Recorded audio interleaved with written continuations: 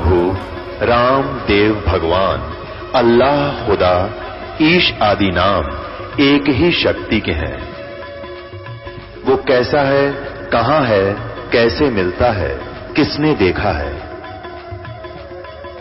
ये प्रश्नवाचक चिन्ह पूर्ण रूप से हटाने के लिए अवश्य सुनिए जगत गुरु तत्वदर्शी संत रामपाल जी महाराज के अमृत वचन, सर्व पवित्र धर्मों के पवित्र शास्त्रों के आधार पर। आप यहाँ परमात्मा के दरबार में आए हो और ये वो हॉस्पिटल है जो आपके जन्म और मृत्यु के रोग को नाश करेगा, समाप्त करेगा। और जब तक जन्म और मृत्यु का रोग आपका नष्ट नहीं होगा तब तक आप सुखी नहीं हो सकते।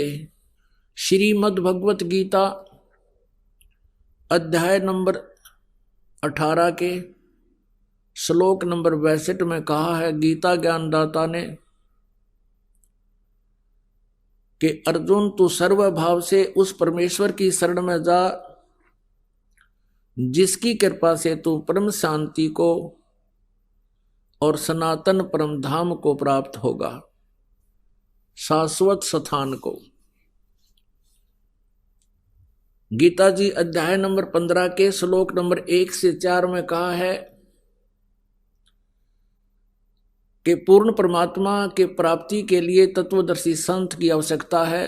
गीता जी अध्याय नंबर 4 के श्लोक 34 में कहा है कि उस परमात्म तत्व को यानी तत्व ज्ञान को तू तत्वदर्शी संतों से समझ।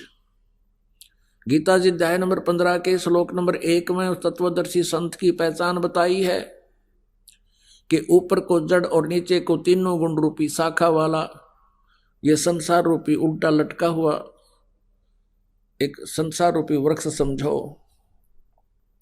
और जो संत इसके सभी विभाग पत्तों सहित बता देगा स वेदवित, वह वेद के तात्पर्य को जानने वाला है, अर्थात वो तत्वदर्शी संत है।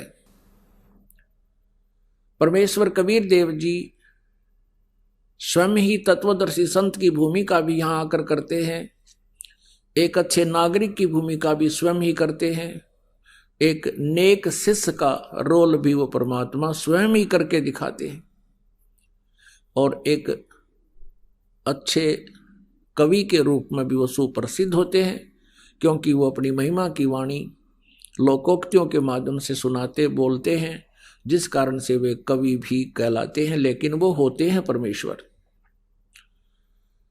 तो परमेश्वर ने बताया है अपनी अमृत वाणी में, सच्चिदानंद घन ब्रह्म की वाणी में, कबीर वाणी में। कबीर अक्षर पुरुष एक पेड़ है, निरंजन वा की डार, और तीनों देवा शाखा हैं ये पात रूप संसार। ऊपर को जड़, जड़ तो वो परमात्मा स्वयं है जिससे सभी ब्रह्मांडों का धारण पोषण होता है। जैसे वृक्ष को जड़ से ही पूरा आहार मिलता है, टहनी, तना, डार, पत्ते सभी उसी से आहार प्राप्त करते हैं, वो सबका धारण पोषण करने वाला होता है। तो वो तो पूर्ण परमात्मा परम अक्षर ब्रह्म स्वयं कबीर देव जी है। जमीन से बाहर जो दिखाई देता है वो तना होता है, उसको अक्षर पुरुष कहते हैं। गीता जी अध्याय नंबर 15 के श्लोक 16 और 17 में तीन पुरुष बताए हैं, सरपुरुष, अक्षर पुरुष और परम अक्षर पुरुष। 8वें अध्याय के 3रे श्लोक में भी परम अक्षर पुरुष बताया है जो तत्ब्रह्म के बारे में जानकारी दी है। तो अक्षर पुरुष वो तना है और मोटी डार जो है वो सर पुरुष है, सर पुरुष, जिसे ज्योत निरंजन भी कहते हैं, काल भी कहते हैं। उस काल के यानी सर पुरुष की फिर तीन, उस डार के 3 शाखाएं हैं, उसके पुत्र हैं रजगुण ब्रह्मा, सतगुण विष्णु, तमगुण शिव जी, और पात रूप हम संसार। तो यहां बताया है गीता जी अध्याय नंबर 15 के श्लोक नंबर 1 से 4 में कि जब तुझे तत्वदर्शी संत मिल जावे, इस अज्ञान रूपी अंधकार को और तत्व ज्ञान रूपी शस्त्र के द्वारा काट कर उस अर्थात इसको उस तत्व ज्ञान से समझकर उसके पश्चात परमेश्वर के उस परम पद की खोज करनी चाहिए, जहां जाने के बाद ये साधक फिर लौटकर कभी संसार में नहीं आते। और जिस परमेश्वर ने सारे ब्रह्मांडों की रचना की है उसी की भक्ति करनी चाहिए, और ये सोच ले कि मैं उसकी शरण में हूं। गीता ज्ञानदाता कहता है वो परमेश्वर कोई और है, मुझसे भिन्न है, उसकी जानकारी मैं भी नहीं रखता। तत्वदर्शी संत बताएंगे। गीता जी अध्याय नंबर 7 के श्लोक नंबर 29 में कहा कि तत्ब्रह्म, गीता जी अध्याय नंबर 7 के श्लोक 29 में कहा है कि मेरे इस ज्ञान को आश्रित करके, इस आश्रय करके, यानी मैं जो कह रहा हूं कि तत्वदर्शी संत की खोज करो, वो जो ज्ञान बताओ फिर उसे सुनो, और जो जरा और मरण से छूटने का प्रयत्न करते हैं वे तत्व ब्रह्म से, पूरे आध्यात्मिक ज्ञान से यानी तत्व ज्ञान से और सभी प्रकार के कर्मों से वो परिचित होते हैं, वही जरा और मरण से छूटने का प्रयत्न करते हैं। इस संसार की किसी भी वस्तु की डिमांड नहीं रखते। गीता जी अध्याय नंबर 8 के श्लोक नंबर 1 में अर्जुन ने पूछा, हे प्रभु, आपने जो 7वें अध्याय के 29वें श्लोक में जिस तत्ब्रह्म की जानकारी बताई है कि उसको जानकर और फिर अध्यात्म ज्ञान से परिचित व्यक्ति जरा और मरण से ही छूटने का, जरा माने वृद्ध अवस्था, बुढ़ापा का दुख, और मरण माने मृत्यु, के जो जरा और मरण से छूटने का ही प्रयत्न करते हैं वो उस तत्ब्रह्म को जान चुके होते हैं, यहाँ की किसी वस्तु की इच्छा नहीं करते। 8वें अध्याय के 1 श्लोक में पूछा है, फिर किम तत्ब्रह्म, वो तत्ब्रह्म क्या है, ऐसी अनमोल वस्तु क्या है वो तत्ब्रह्म जो गीता ज्ञानदाता से भी अन्य है। तब गीता ज्ञानदाता ने 8वें अध्याय के 3 श्लोक में कहा है कि वो परम अक्षर ब्रह्म है।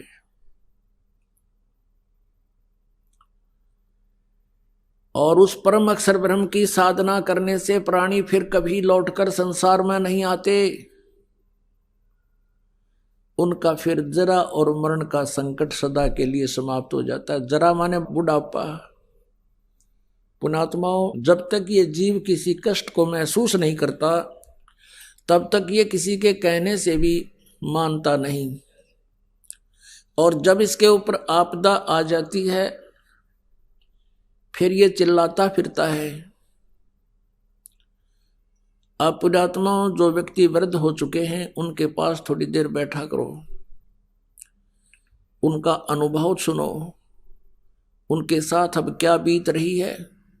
पहले वो भी युवा थे, एक पल भी उनको चैन नहीं था, सारा दिन दौड़ धूप में रहते थे, और अब वृद्ध अवस्था में उनकी कितनी दुर्गति हो रही है। और फिर मृत्यु कोई नहीं चाहता, और मृत्यु भी होगी।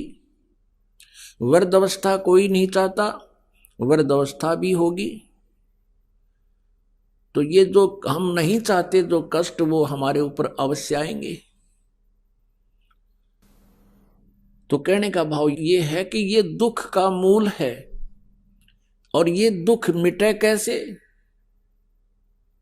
ये मिटेगा जब हम सतलोक में चले जाएंगे। जो जरा और मरण वही मिटेगा, क्योंकि सतलोक में आपकी ऐसी ही सृष्टि होगी। जैसे हम यहां रह रहे हैं ऐसे ही वहां हमारा परिवार होगा, और हमारा शरीर बहुत सुंदर होगा, एक तत्व का बना होगा। उसमें नाड़ी और ये स्नायु आदि नहीं होते। शुक्रम अकायम असनाविरम होता है, यानी माता पिता के संयोग से बना हुआ, शुक्र से नहीं, वहां पर वचन से सृष्टि बनती है, जन्म अपना परिवार बनता है, और वहां ना वृद्ध अवस्था आती है कभी, और ना मृत्यु होती है। यहाँ इस पृथ्वी पर आप कितना ही बड़ा व्यवसाय बना लीजिए, और कितनी बड़ी कोठी बना लीजिए, और कितना ही बैंक बैलेंस बना लीजिए, आपके साथ वो धोखा है आप उसको अपने साथ ले जा नहीं सकते, आप उसको भोग नहीं सकते। तो फिर इस सारा जीवन बर्बाद करने का औचित्य क्या है आपका? मूर्खता, अज्ञानता, तत्वज्ञानहीनता। और जब आपको तत्वज्ञान हो जाएगा फिर आप परमात्मा से एक ही प्रार्थना किया करोगे, हे परमेश्वर हमारा पीछा छुटवाओ, हमारी जन्म और मृत्यु सदा के लिए नष्ट करो। हे प्रभु कहीं फिर से जन्म ना हो जावे। और मान लीजिए आपका, क्योंकि हम यही रहना चाहते हैं, हम मृत्यु नहीं चाहते, कंपलसरी होगी वह तो बाई फोर्स होगी, लेकिन उस समय भी इच्छा रह जाएगी किसी ना किसी वस्तु में, तो फिर हम दोबारा फिर जन्म होगा।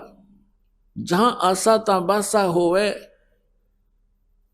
और मन कर्म वचन सुमरियो सोए। अब जहां आपकी आशा रह जाएगी वहीं आपकी फिर दोबारा जन्म हो जाएगा। तो यहां परमात्मा हमें क्या बताना चाहते हैं कि जैसे आपके ऊपर कोई किसी प्रकार का भी कष्ट है, जैसे कोई प्रारब्ध में आपका दुख आ गया है और जिससे आप परेशान हो, आप यहां आ गए हो, परमात्मा अपने हिसाब से आपका वो बाधा दूर करेगा। ये वो समर्थ परमात्मा है, आपको एक सेकंड में सब सुख दे सकता है। लेकिन हमारी आदत खराब है कि हम सुखी होते ही भगवान भूल जाते हैं, और जब हमारे ऊपर आपदाएं आती हैं फिर हम भगवान की खोज करते हैं।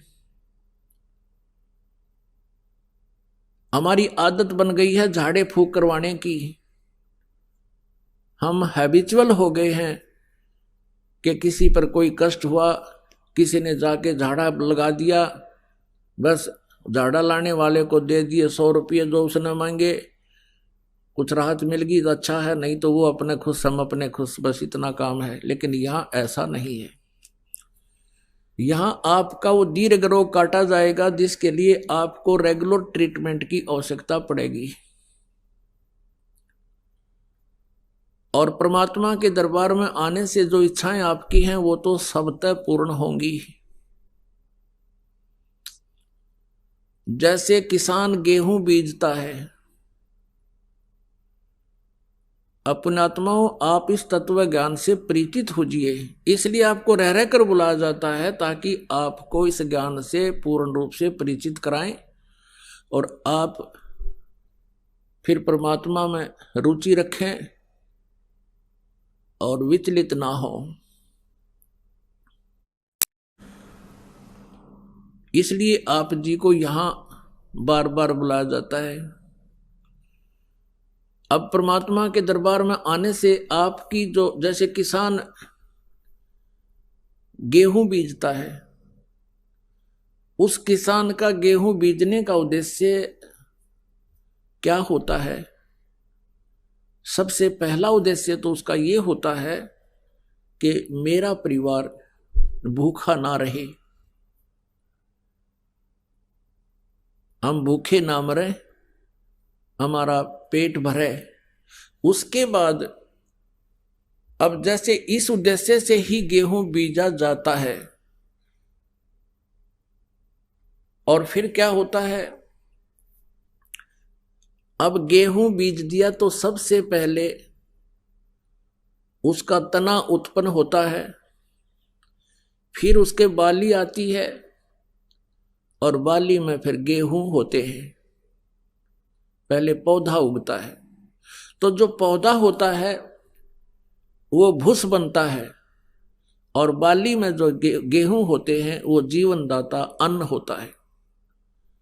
तो पुण्यात्माओं, ये परमात्मा कबीर जी की जो साधना भक्ति आपको दी जाएगी, ये आपको ऐसी होगी जैसे गेहूं बीजना उद्देश्य किसान का अपने परिवार का पोषण था, और उसमें भूस तो अपने आप ही बन गया।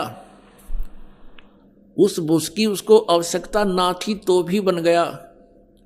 तो पुण्यात्माओं, जो इच्छाएं आप इधर उधर लिए फिरते थे महापुरुषों के पास, संतों के पास, और वो आपकी भी पूर्ण नहीं हो पा रही थी, ना हो सकती थी, क्योंकि वो संत जिस परमेश्वर की भक्ति करते हैं, जिन देवताओं की साधना करते हैं, वो संत, वो भगवान, उनके देवता आपके प्रारब्ध में परिवर्तन नहीं कर सकते, आपके ऊपर आने वाले संकट का निवारण नहीं कर सकते, और आप वहाँ धनी बनने के लिए जाते थे या किसी कष्ट निवारण के लिए जाते थे, वहाँ आपको कोई लाभ नहीं हुआ और ना ही होना था। तो जैसे किसान का उद्देश्य गेहूं बीजना, अपने परिवार का पोषण था, और भूस का कमरा वैसे ही भर गया, जिसकी उसको इच्छा नहीं थी लेकिन तो भी मिल गया।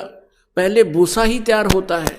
तो पुण्यात्माओं, आपका उद्देश्य यहाँ पर जन्म और मृत्यु का रोग कटवाना ही होना चाहिए।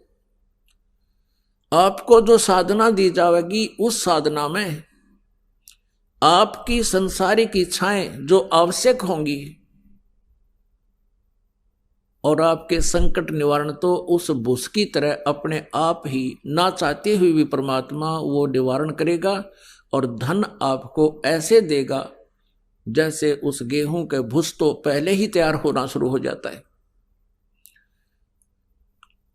अब इस बात को आप गहराई से सोचना, यदि कोई अनजान व्यक्ति गेहूं को परिपक्व ना होने दे और पशुओं के चारे के उद्देश्य से उसको कच्चे को काट काट कर चराना शुरू कर देता, खिलाना शुरू कर देता है, पशु तो पल जाएंगे, आप भूखा मरेगा फिर। तो कहने का भाव ये है कि आप जी यहां जो मांगने आओगे, वो क्या मांगोगे? मोक्ष। आपका उद्देश्य मोक्ष हो, और उस मोक्ष के साथ साथ आपको जो संसारिक सुविधाएं आपको चाहिएंगी, आपके भाग्य में ना होगा तो भी भगवान देगा। आपके भाग्य में कोई आपत्ति होगी, मालिक वो नहीं देगा। आपत्ति का अर्थ है, जैसे कई बहनें आती हैं संतानों उत्पत्ति की, संतान की डिमांड करने, परमात्मा वो रजा भी उनको बख्श देता है। कई एक स्थिति ऐसी आती हैं जो परमात्मा की रजा होती है, लेकिन प्रार्थना करते हैं, आते हैं बहन बेटियां कि ऐसे ऐसे जी हमारा गर्भ गिर गया। हम उनको सांत्वना देते हैं, बेटी भक्ति करो, परमात्मा पर विश्वास रखो, फिर ठीक हो जाएगा। फिर भी वो प्रार्थना करती हैं 6 महीने साल के बाद कि जी दूसरा भी ऐसे ही खराब हो गया। तो उनको ये तत्व ज्ञान ना होने से वो बहुत विचलित हो जाते हैं और भगवान से दूर चले जाते हैं। और मान लीजिए वहां उनको कृपा हो भी जा, कोई संतान उसके ठीक ठाक उत्पन्न होगी, और वो संतान उसकी दुश्मन हो जाए आगे चल के। दुश्मन कैसे हो जाते हैं? जैसे एक लड़के का विवाह हुआ, विवाह होने के बाद उस लड़के ने अपनी पत्नी को मारा पीटा दहेज के बारे में, उस लड़की ने आत्महत्या कर ली। वो माँ भी, बाप भी, बेटा भी और बहन भी सारी जेल में। अब यहां आप विश्वास रखना इस परमात्मा, क्योंकि हम जीव हैं, भगवान परमात्मा परमात्मा ही होता है। हम जीव संज्ञा से कुछ भी मांगते रहें वो नहीं देगा। जैसे उन बहनों के वो गर्भपात हो रहा था, वो परमात्मा का ऑपरेशन था। यदि कोई ऐसी नालायक संतान आपके भाग्य में थी, उसको निवारण कर रहे थे, भगवान को दोष नहीं होता। वो अपने हिसाब से उनका जीवन संस्कार आपके संस्कार से काट रहे थे, समाप्त कर रहे थे। पुण्यात्माओं, आप जी भगवान के बारे में और आध्यात्मिक ज्ञान के बारे में बिल्कुल माइनस है, माइनस। अभी तक जो भी ज्ञान हमें प्राप्त हुआ वो अज्ञान से भर रखा है हमारे को। आप जी परमात्मा की तलाश में, खोज में घूम रहे होते हो। परमेश्वर कबीर जी ने स्वयं आकर हमारी सतिथि को स्पष्ट किया है कि पर्वत पर्वत में फिरा कारण अपने राम, राम जैसे संत मिले जिन सारे सब काम। परमात्मा से मिलने वाले लाभ के लिए ये प्राणी ना जाने कहाँ कहाँ भटकते हैं। परमात्मा हमें बताना चाहते हैं कि जब मेरा कोई संत मेरे संत की शरण में जब आ जाते हैं तो उनके सभी कार्य शुरू हो जाते हैं, सिद्ध हो जाते हैं, प्रारंभ हो जाते हैं उनके, धीरे धीरे सारे कार्य सब कार्य सिद्ध हो जाते हैं। उसके लिए बताया है कि राम जैसे संत मिले जिन सारे सब काम। तो पुण्यात्मा, आपका उद्देश्य जो है वो बदल जाना चाहिए इस ज्ञान के आधार से। रही बात संकट निवारण की, ये तो नहीं रहेगा आपके ऊपर। उसके लिए थोड़ा सा आपने धीरज रखना होगा। धीरे धीरे रे मना धीरे सब कुछ हो, माली सींचे 100 गड़ा समय आए फल हो। जैसे एक आम का पौधा बीजा जाता है और उसमें गड्ढा बनाकर उसमें सिंचाई शुरू कर दी जाती है, सैकड़ों घड़े पानी के उसमें डालते रहते हैं, 1, 2, 3 वर्ष 4 वर्ष तक, फिर वो पौधा पेड़ बन जाता है। और जब वो आम का पेड़ बड़ा हो जाता है वो फिर फल देता है, और इतना फल देता है कि आप भी खा लो, पड़ोसी भी ले जाएं, साथ वाले, घर मकान वाले और रिश्तेदारों को भी भेज देना, वो खत्म नहीं होंगे। कहने का भाव ये है कि आज तक आप जो साधना कर रहे थे वो शास्त्र विदिता कर मनमाना आचरण कर रहे थे। आज का अर्थ है कि जो पहली बार परम अक्षर ब्रह्म की शरण में आते हैं, कबीर परमेश्वर की शरण में आते हैं, उससे पहले। और वो साधना क्या थी? आप जी ने जैसे किसी भी संत पंथ से उपदेश लेकर नाम जाप कर रहे थे, भक्ति कर रहे थे, वो बबूल बो रखी थी, किक्कर बो रखी थी। और उन अज्ञानियों ने आपको बता रखा था कि ये आम का पेड़ है। आप जी उसकी सिंचाई कर रहे थे, अर्थात पूजा कर रहे थे, काल की पूजा कर रहे थे, उस किक्कर की बबूल की पूजा कर रहे थे।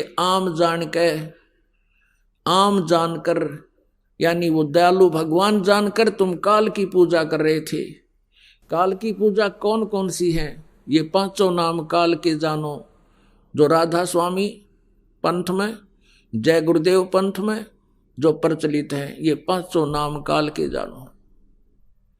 तीनों देवा काल हैं, ये ब्रह्मा विष्णु महेश, भूले चूके समझियो सबका हो आदेश। क्योंकि श्री ब्रह्मा जी, श्री विष्णु जी, श्री शिव जी ये काल के पुत्र हैं, और यही तीनों इस काल के पूरी व्यवस्था को संभाले हुए हैं। इनकी पूजा करने वाला भी काल के ही जाल में रहेगा, इनसे बाहर नहीं हो सकता। अन्य जितने भी देवी देवताएं आप पूजते हुए सब काल के अंतर्गत हैं। सुर नर मुनिजन 33 करोड़ी, बंदे सभी काल की डोरी। अब आप किसकी पूजाएं कर रहे थे?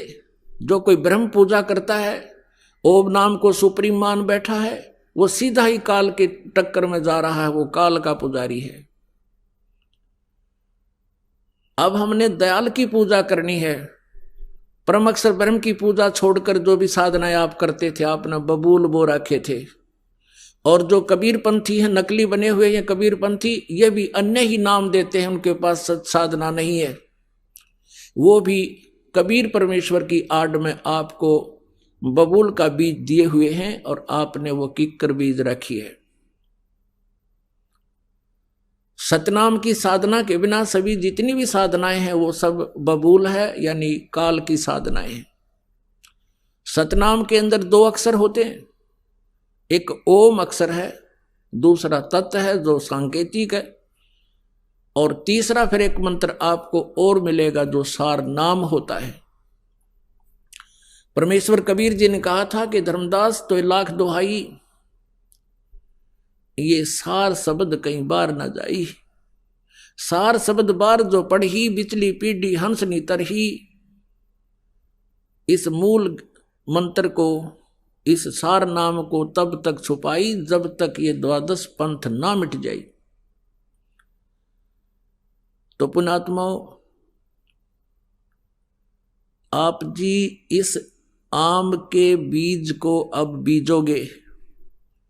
आपको ज्ञान इसलिए कराया जाता है कोई आपको भ्रमित ना कर सके, कहीं आप जी के आम के पौधे को उखड़वा के और फिर से उसमें उसी गड्ढे में बबूल ना भिजवा दे। आपको आम की और आम के अतिरिक्त बबूल या झाड़, कैर, किक्कर, इनकी पहचान कराई जाती है, जिस कारण से आप अपने आम को फिर दृढ़ता के साथ परिपूर्ण करोगे, यानी सत भक्ति करके सफल होगे। अब ये बताया है कि धीरे धीरे रे मना, धीरे सब कुछ हो, माली सींचे 100 गड़ा समय आए फल हो। एक पौधे को पेड़ बनाने में कितना समय लगता है और वो ठीक ठाक बड़ा हो जाता है तो फिर देखना उसके रंग ठाठ कर देगा, छाया भी मिलेगी, फल भी मिलेंगे।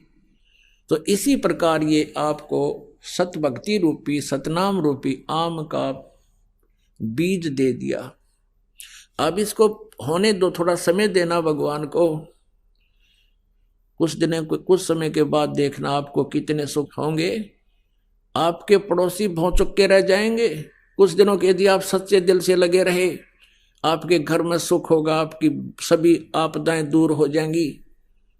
और अन्य भगवानों से जो साधनाएं तुम करते हो, दूसरे भगवानों की जो पूजाएं करते हो, उनसे आपके ये 3 ताप भी नाश नहीं हो सकते।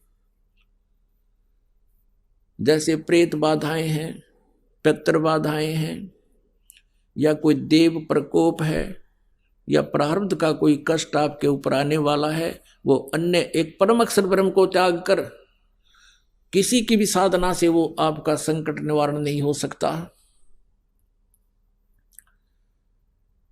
और मोक्ष तो बहुत दूर की बात है, और यहां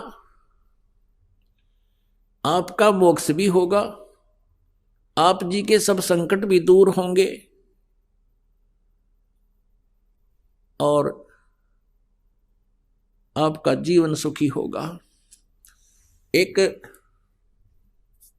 भक्त बता रहा था कि हमने आपका नाम लेने से पहले, यानी कबीर परमात्मा का, इस दास जो, ये दास जो तो एक नौकर है उस परम पिता का,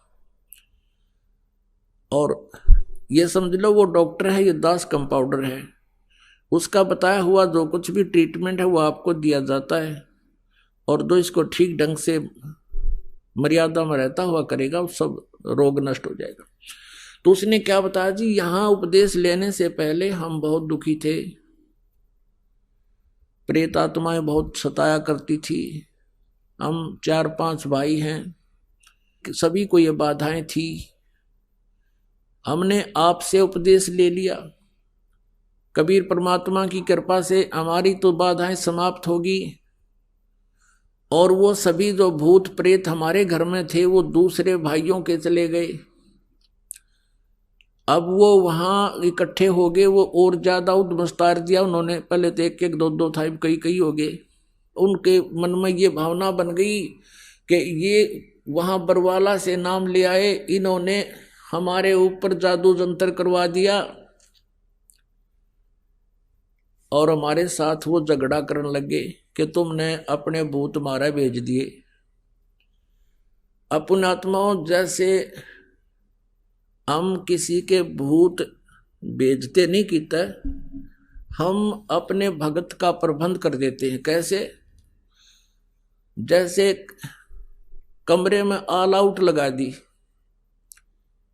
ऑल आउट लगाते ही मच्छर सारे भाग जाते हैं, वो फिर दूसरे कमरे में जाएंगे जिसमें ऑल आउट को नहीं। तो परमात्मा कबीर जी का जो सतनाम है, सच्चा नाम आपको दिया जाता है, प्रथम मंत्र भी और दूसरा मंत्र भी, ये ऑल आउट है।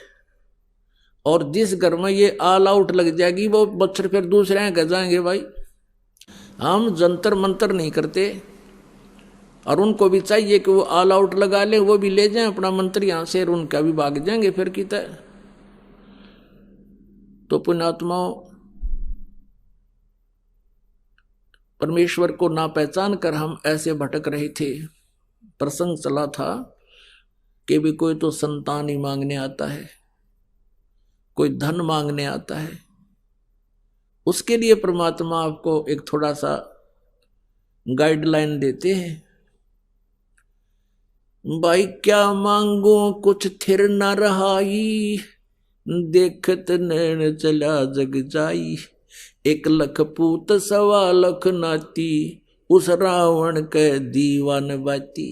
ओए होए, कितना बढ़िया एग्जाम्पल दिया भगवान कबीर साहब ने। आप एक पुत्र प्राप्त करके के कला तोड़ोगे नो बताओ। मान लीजिए परमात्मा, आप पुत्र प्राप्ति नहीं हुई आपको, और आप जी उस पुत्र प्राप्ति के लिए यहां आए हो, और परमेश्वर नहीं चाहता कि आपके संस्कार में कोई ऐसा निकम्मी संतान हो जो आपको आगे जाके बहुत दुखी कर दे, तो नहीं देगा। तो इस प्रकार संतान प्राप्ति ना हुई, बिना ज्ञान के वो प्राणी क्या करेंगे, फिर यहां से चले जाएंगे,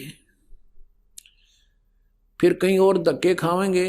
संतान तो वो होनी नहीं, क्योंकि यहां नहीं है तो कहीं और तो हो ही नहीं सकती। परमात्मा अगर चाहेंगे तो यहां सब कुछ दे सकते हैं। यहां आपको दिखाते हैं एक 27 साल की उम्र में। अब चक्कर क्या है, बिना ज्ञान के हम एक का डिमांड करते आवे। कल एक भक्त का फोन आया, जी हमारे 27 साल में दया करी भगवान ने, और फिर बूंदा सा मुंह करके ने कहा, जी इकट्ठी 2 लड़की होगी। मैं कहा तुम मैडम मांगने संतान आए थे, ये बूंदा मुंह क्यों कर रहा है। अब तुम मांगण तो संतान आओ। तो परमात्मा ने सोची शायद ये इसी तरीके से लगे रहे तो भी अच्छा, 2 लड़की इकट्ठी दे दी। और फिर उसको समझा, भाई परमात्मा की आत्मा है, लड़का हो या लड़की, या भूल भी मिटाओ तुम। तो हाँ, वो यहां से चले जाते हैं तो उन संतान तो उनको होनी नहीं। फिर क्या होता है, ये समाज काल प्रेरित होता है। उस बहन को कोई ना कोई पड़ोसन या कोई रिश्तेदार आकर के कहेगा कि बालक नहीं हुआ, तो बुरा सा मुंह करके कहती है पता नहीं भगवान के घर में के कमी आ गई, यानी बहुत दुखी होती है। फिर वो जो उसको इंजेक्शन लाने आई है ना कि संतान तेग चाहिए थी, फिर वो बताओगी वो फलाने उस गांव में जाते दवाई दे हर नु पुत्र हो जाते हैं, फिर वो वहां धक्के खावेगी। तो पुण्यात्मा अंत में वो बहन मृत्यु को प्राप्त हो जाती है, संतान नहीं होती। इस काल के जाल को समझना। फिर वो क्या बनाता है ये काल, क्योंकि उसकी इच्छा यही होती है कि मेरे संतान होती, मेरी इज्जत हो जाती, इस तरह। फिर उसको क्या बनाता है ये काल, भगवान अगले जन्म में उसको कुतिया की योनि में भेज देता है, और फिर कहता है ले अब पूरी कसर काट ले अपने संतान उत्पन्न करने की। 8 एक के टाइम में जमेगी, और अगले जन्म में फिर सूरी बनावेगा, 12 कट्ठे उत्पन्न करेगी, ले छकले तू उत्पन्न करके। तो पुण्यात्माओं, परमात्मा के इस ज्ञान को समझना चाहिए, आधा संकट दूर हो जाएगा आपका, जो बेमतलब की टेंशन बनाए फिरते हम यहाँ पर। परमात्मा कहते हैं क्या मांगू कुछ थिर ना रहाई, और देखत नैन चला जग जाई। 1 लाख पूत 1.25 लाख नाती, उस रावण के आज दीवान बाती। 1 लाख पुत्र थे रावण का, लंकापति रावण, लंका का राजा रावण, और वो 1 लाख भी मर गए। आज उस रावण का कोई दीवा लगाने वाला शेष नहीं बचा।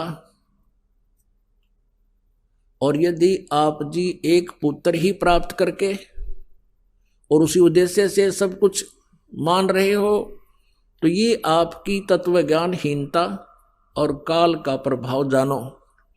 फिर भी परमात्मा चाहेगा तो आपकी ये समस्या भी हल होगी।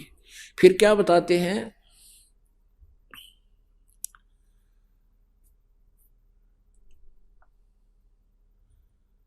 परमात्मा कहते हैं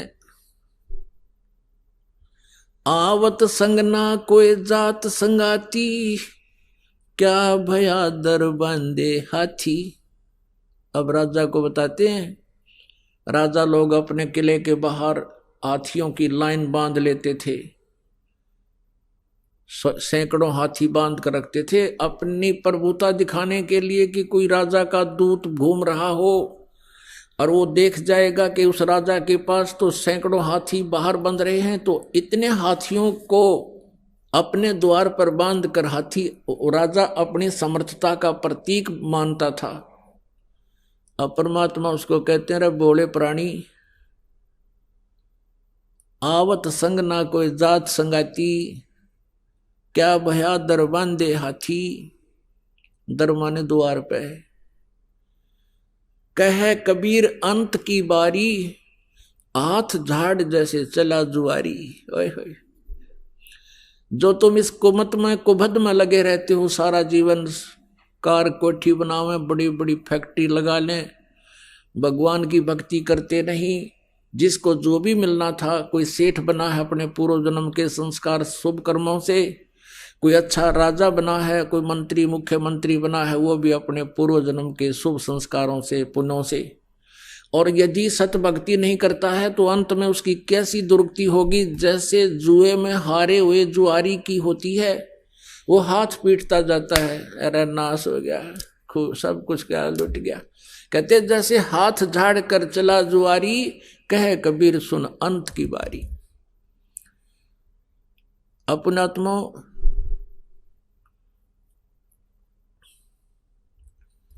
कबीर परमेश्वर जी की डिक्शनरी में इम्पॉसिबल वर्ड नहीं है, ये वो समर्थ परमात्मा है, इसके शब्दकोश में असंभव शब्द नहीं है। अब बात यहां आती है, साहेब के दरबार में कमी काहे की ना, अंसा मौज नहीं पावता, है तेरी चूक चाकरी मां। इस सच्चे दरबार में कबीर परमात्मा के शरण में कमी काहे की ना, किसी प्रकार का भी अभाव आपको नहीं रहेगा जो आपके लिए आवश्यक होगा। और आप जी को वो प्राप्त नहीं हो पा रहा है, परमात्मा आप रजा नहीं बख्श रहे हैं, तो आपकी चूक चाकरी में, आपकी कोई सेवा में, आपकी श्रद्धा में कोई चूक है, उसको सेट करो और फिर देखना कैसे। कई भोले व्यक्ति क्या कहते हैं, जी आपने जोत बोला था, मैंने जोत भी चढ़ा दी, आप जी ने पाठ के लिए कहा था, मैंने पाठ भी करा दिया, और मुझे कुछ भी लाभ नहीं हुआ। पुण्यात्माओं, ये तो हो नहीं सकता कि कुछ भी लाभ ना हो, ये तो वो कहेगा तो भी हम नहीं मान सकते। उसके कारण ये हो सकता है कि उसमें कोई मर्यादाहीनता हो, वो दूसरी बात है। फिर भी आप जी ने जैसे परमात्मा की साधना शुरू की है, कई भक्त कहते हैं हमने सतनाम भी प्राप्त हो गया है, हमने 8-9 महीने भक्ति करते भी हो गए हैं, कोई विशेष सा लाभ नहीं महसूस हो रहा। तो पुण्यात्माओं, अभी आपको बता, धीरे धीरे रे मना धीरे सब कुछ हो, माली सींचे 100 गड़ा, समय आए फल हो। और दूसरी बात यह है, जैसे किसी के ऊपर आपदाएं आई हैं, कोई दुखी है तो अपने पाप कर्मों से है, पिछले जन्म के पाप कर्मों के आधार से आपका प्रारब्ध बना है, वो प्रारब्ध के दुख, वो पापों का जो संकट आपके ऊपर मंडरा रहा है, आपको परेशान कर रहा है, तो उसके लिए आपको ये साधना बताई गई है, भक्ति प्रारंभ कीजिए, आप करते रहिए। जितनी भक्ति दान धर्म सेवा और ये आप बढ़ाते चले जाओगे, उतना ही आपको राहत मिलती चली जाएगी।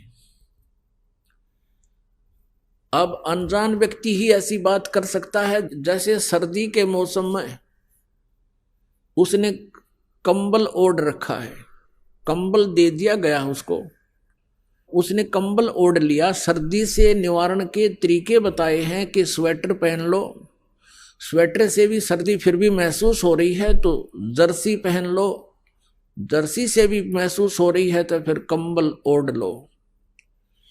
तो पुण्यात्माओं, यदि फिर भी सर्दी महसूस हो रही है तो रात्रि के समय भाई रजाई भी जोड़नी पड़ेगी, रजाई भी डाल लो, तभी जान बचेगी। और कोई ये कहे कि आपने कहा था मैंने स्वेटर भी पहन ली, आपने कहा मैंने जर्सी भी पहन ली, आपके कहे से मैंने कंबल भी ओढ़ लिया, मुझे सर्दी लग रही है, मैं तो मैं ही रखूंगा ये सब साधना, ये कंबल जर्सी सब फेंक दूंगा। तो ये बातें महामूर्ख कर सकता है या किसी ने नशा कर रखा हो।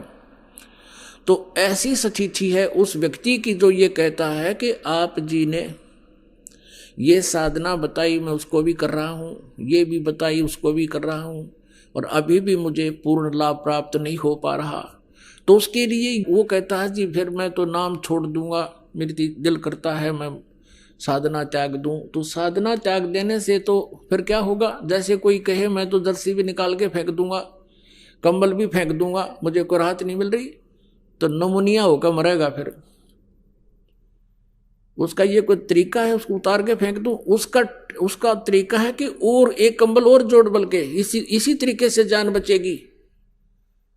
यानी भक्ति, आप अपने मंत्र का जाप और जितना भी ये हवन आदि के लिए, ज्योति के लिए जो भी आप कर सकते हो सामर्थ्य अनुसार इसको बढ़ाते चले जाओ, इसी से आपका जीवन सुरक्षित होगा।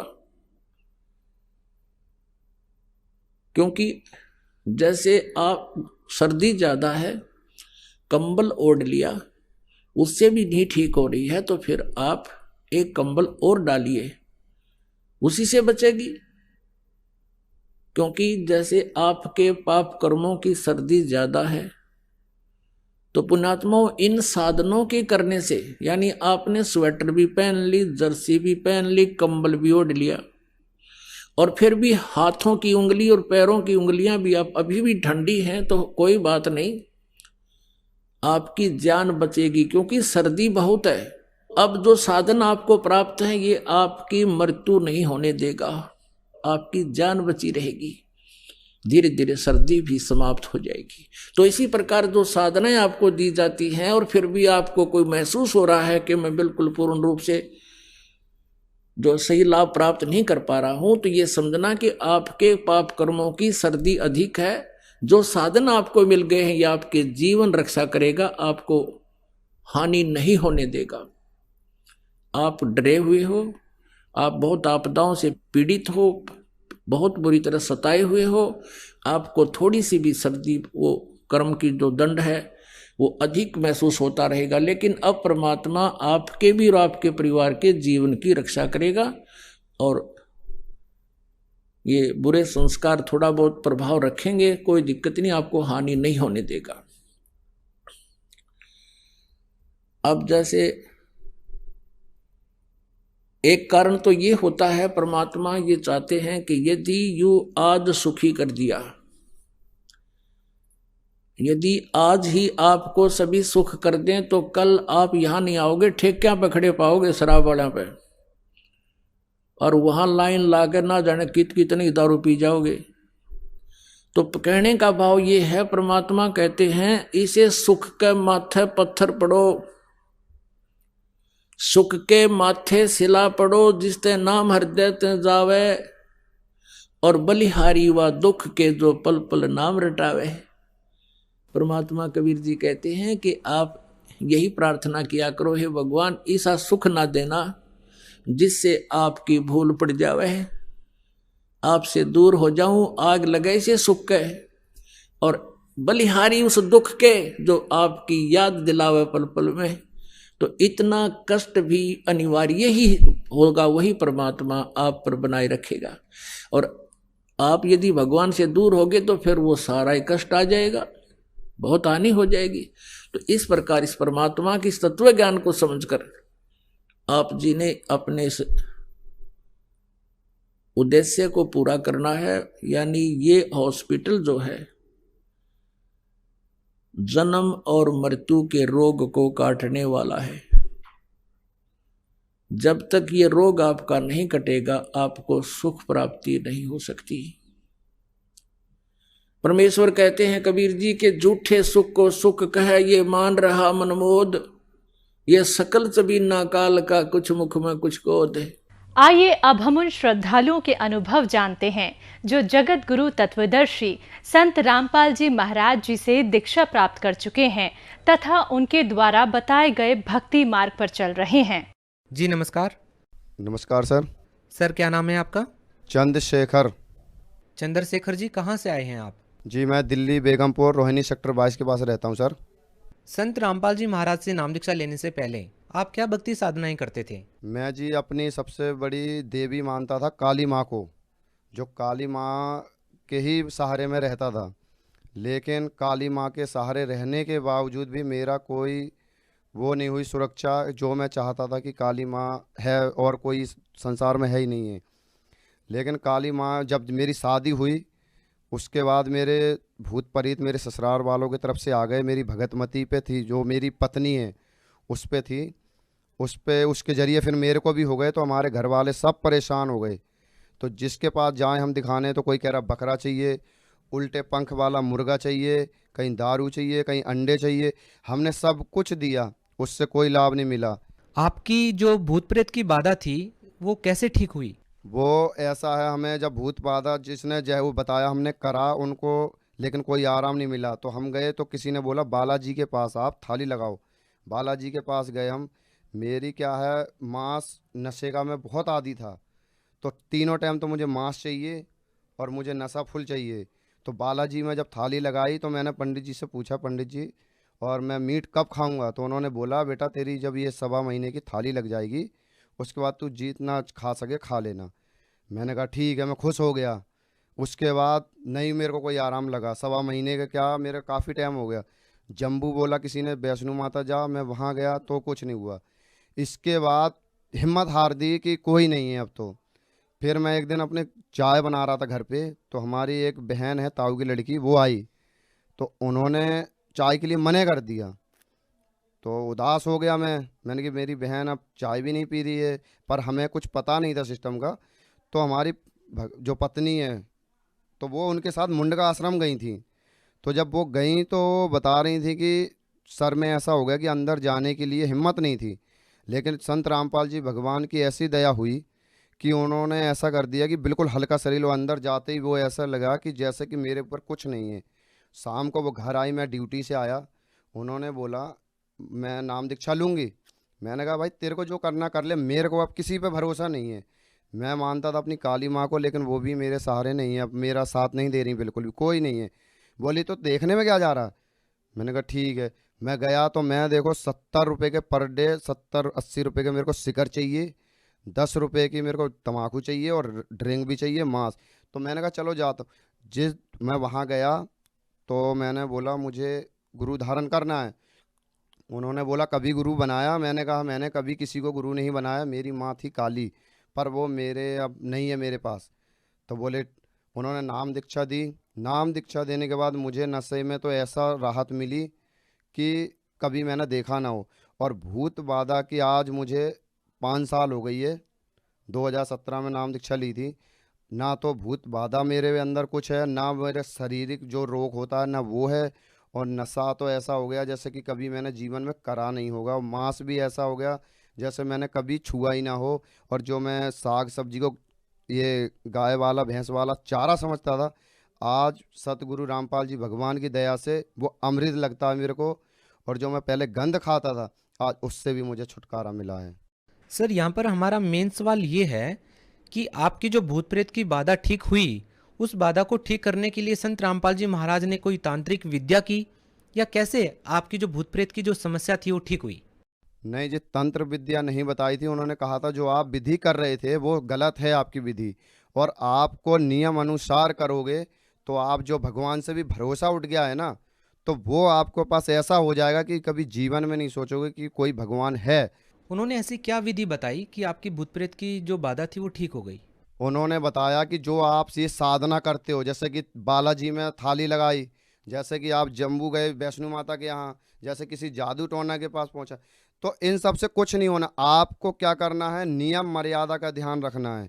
अगर मर्यादाओं के बारे में आपसे जानना चाहें तो वो कौन सी मर्यादाएं थी? नियम मर्यादा ये है कि ना तो हमें किसी मंदिर मस्जिद में जाना है, और भगवान हमारे पास है, संत रामपाल जी महाराज जो हमें नाम दीक्षा देते हैं, उससे ना तो शरीर की कोई बाधा हो सकती है, ना कोई भूत प्रेत पास आ सकता है, ना ही आपको नशा मीट मांस कुछ भी जितनी बुराई है इस संसार में सबसे छुटकारा मिल जाता है। सर देखिए, जिन लोगों को भूत प्रेत की समस्या होती है वो तांत्रिकों के पास जाता है और बहुत सारा पैसा उस समय बर्बाद करता है। हम आपसे ये जानना चाहेंगे कि संत रामपाल जी महाराज से नाम दीक्षा लेने के बाद और जो आपकी ये भूत प्रेत की बाधा जो ठीक हुई है, कितना पैसा आपको देना पड़ा इसके लिए? पैसे वहाँ पे कुछ नहीं लगते हैं, बल्कि उनके यहाँ जाने के बाद मैं देखो बताना चाहता हूँ कि जब नाम दीक्षा नहीं ली थी तो मैं सिर्फ, मुझे गली में भी कोई नहीं जानते थे कि मेरे माँ बाप से कहते थे आपके 2 लड़के हैं 3, तो वो कहते थे 3, तो बोले आपका एक कहाँ रहता है, तो वो कहते थे वो काम पे रहता है। तो मेरी ऐसी स्थिति थी कि मैं रात दिन काम करता था और मेरा 30,000 35,000 का महीना में मैं कमाता था, लेकिन कोई कह दे 500 रुपये हैं तो नहीं है, अगर 500 रुपये रूम में किराए पे रहता हूँ मैं, तो मेरा 6 महीने हो जाता था, वो 500 रुपये के हिसाब से मैं नहीं दे पाता था। लेकिन जब से संत रामपाल जी महाराज से मैंने दीक्षा ली, जब से मुझे ना तो उतना काम करना पड़ता है और ना मुझे मालिक की दया से किराए पे रहना पड़ रहा है, तो हमारे को जब से इतना लाभ है और काम से तो इतना छुटकारा मिला है मुझे कि सब कोई अब देखता है तो कहता है भाई ये लड़का, कभी तो रात भर जहाँ मैं काम करता हूँ वो भी कहता था कि तू नशा बिना नहीं करेगा, तो रात रात भर मेरे साथ रुक के उन्होंने देखा है, बोला भाई तू कैसे कर लेता है, जो कि तू रात दिन चलता, बस खाना खाने के लिए तू बैठता है, 1 घंटा सोता है और बाकी तू चलता रहता है। मैंने कहा यही तो है असली भगवान की पहचान, जो संत रामपाल जी भगवान हैं, जो कहते हैं कि वो कबीर जी नहीं है, वो अपने आप को बता, लेकिन कबीर जी का अवतार है वो। अगर वो नहीं होता तो मैं काली को शुरू से मानता था, काली ने मेरे को जहाँ बोला रात को 12 बजे जाना, मैं जाता था, पर मेरे पास ना तो कोई सिद्धि ना कुछ। लेकिन जब से यहाँ आया हूँ, मेरे संत रामपाल जी भगवान के यहाँ, ये हमारे लिए भगवान है, ये बंदी छोड़ है, ये सदगुरु रामपाल जी भगवान हैं। तो इनके पास आने के बाद इतनी सुख शांति है, ना तो मुझे कमाने की टेंशन रहती है, ना मुझे काम धंधे की दिक्कत रहती है, एक काम ख़त्म नहीं हो पाता मुझे दूसरा काम मिल जाता है। जब से मैंने, आज मेरे को 5 साल हो गई है जब से मैंने दीक्षा ली है, नशा ऐसा हो गया है कि मैंने कभी जीवन में करा नहीं होगा नशा, बल्कि जो मेरे यार दोस्त मुझे पहले बुलाते थे, आज वो ऐसे दूर हो गए हैं जैसे कि मैं उन्हें भी नहीं जानता हूँ कभी भी। सदगुरु रामपाल जी भगवान की दया से जो मुझे पहले बुलाते थे, आज वो क्या कहते हैं कि तेरे जैसा नीच आत्मा सुधर कैसे गया। तो मैंने उनसे यही बोला, मेरा नशा जब छूट गया तो आप लोग भी तो देखो कि ये कैसे सुधर गया। नशा इसका देखो, नशा मुक्ति है, सब कुछ है, लेकिन मैंने देखा है 2-2 2.5 लाख, मेरे मामा का खुद लड़का है, उसे 3-4 बार डाल दिया नशा में, नशा मुक्ति में, लेकिन कोई आराम नहीं लगा पैसे। लेकिन यहाँ नाम दीक्षा लेने के बाद मेरा जड़ से नशा बिल्कुल समाप्त हो गया है। अगर कोई करता है तो मुझे 500 कदम दूर होगा तब भी घिन आती है, बिल्कुल इतनी बदबू मारता है अब नशा मेरे को। और जी मेरा जो मकान है, हम रहते थे जहाँ अभी है, तो सदगुरु रामपाल जी भगवान की दया से 2020 में 2 मंजिल बन गया। जब पहले था जो, तो वो ऐसा था कि वहीं पे मम्मी सोती हमारी, वहीं पापा सोते, और वहीं हम दोनों, मैं मेरी पत्नी मेरे भाभी भैया, 2 कमरे भर बने थे, बाकी हम सब यहीं सोते थे। सब कोई आके ताने से मार जाता था कि तुम लोग इतने नीच हो कि 4-4 कमाने वाले, उसके बावजूद भी तुम पे एक टुकड़ी कुछ नहीं डाली जा रही। और पानी बारिश हो तो हम उसी में भीगते रहते, सोते रहते। लेकिन सदगुरु रामपाल जी भगवान की ऐसी दया हुई 2020 में लॉकडाउन के टाइम पे कि 2 मंजिल मकान बन गया, ना तो हमें किसी से ज़्यादा कर्जा लेना पड़ा, ना कुछ लेना पड़ा, और ऐसा बन गया। और लॉकडाउन में देखो 70-80 हज़ार रुपये जुर्माना भी था कि जो भी मकान बनाते हुए पकड़ा जाएगा उस पर जुर्माना। लेकिन हमारा कैंटीन बिल्कुल काम चला, लेकिन कोई पुलिस वाला नहीं आया, ना कोई काम रोका हमारा।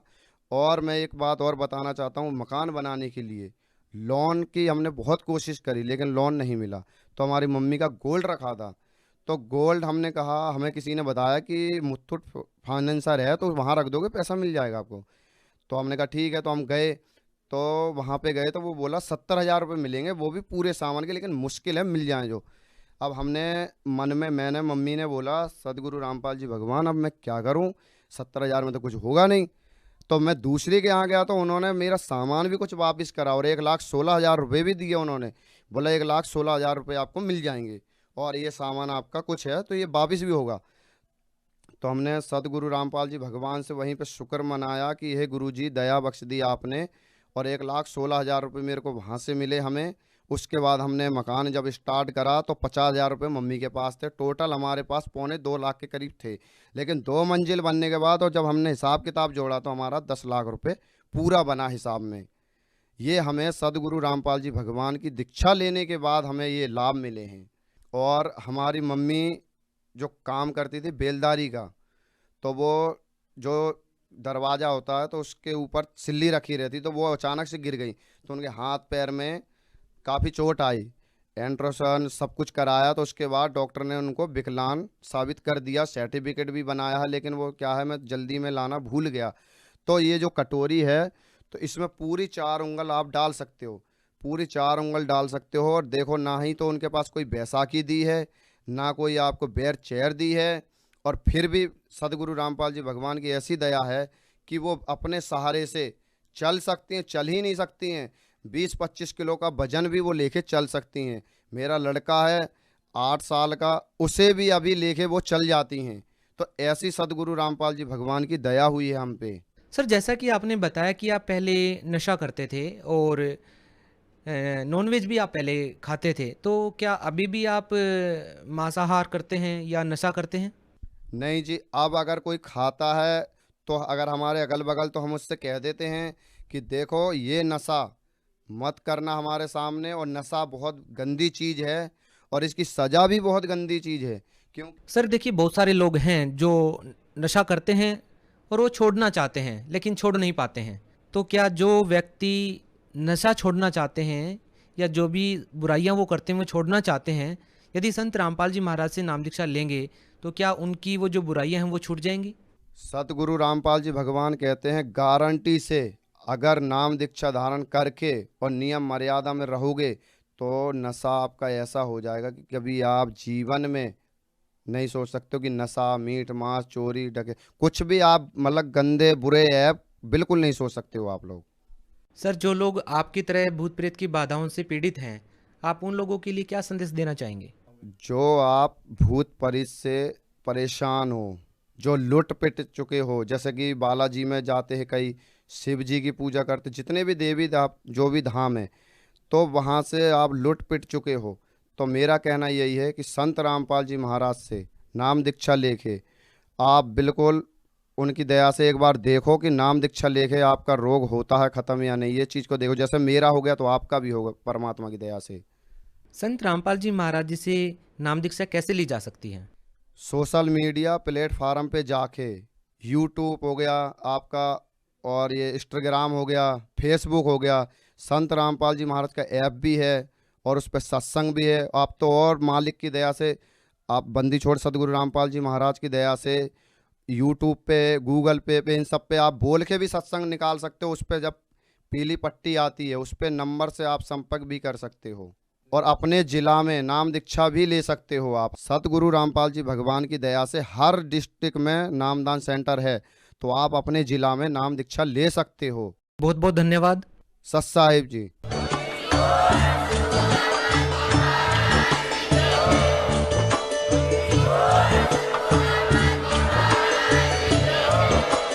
आप सुन रहे थे जगत गुरु तत्वदर्शी संत रामपाल जी महाराज जी के मंगल प्रवचन। अधिक जानकारी के लिए विजिट कीजिए हमारी वेबसाइट www.jagatgururampalji.org। संत रामपाल जी महाराज जी के शुभ आशीर्वाद से पूरे विश्व भर में 500 से भी ज्यादा नाम दीक्षा केंद्र हैं, जिन पर संत रामपाल जी महाराज जी द्वारा ऑनलाइन निशुल्क नाम दीक्षा दी जा रही है। अपने नजदीकी नाम दीक्षा केंद्र का पता करने के लिए संपर्क करें 8222880541।